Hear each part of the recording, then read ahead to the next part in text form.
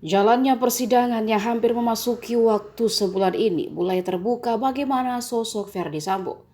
Verdi Sambo ternyata dikenal orang yang temperamental, seperti kesaksian dari pekerja lepas di kantor divisi Propam Polri Arianto saat di persidangan kemarin. Fakta lainnya juga terkuak dari mantan koordinator asisten pribadi Irfan Widianto yang disebut punya hubungan tak harmonis dengan mantan atasannya Verdi Sambo.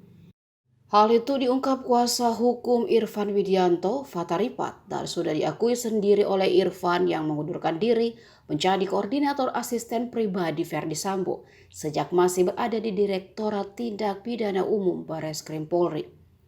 Irfan saat itu mundur sebagai Korspri dan memilih untuk menjadi penyidik. Bahkan kata Fatah, kliennya itu sempat mengungkapkan alasan kenapa memilih mundur sebagai asisten Verdi Sambo. Kata dia, Irfan Widianto merasa tidak cocok dengan mantan Kadif Propam Polri tersebut. Sebelumnya terdakwa dugaan perintangan penyidikan atau obstruction of justice, pembunuhan berencana Nofriansah Yosua Huta Barat.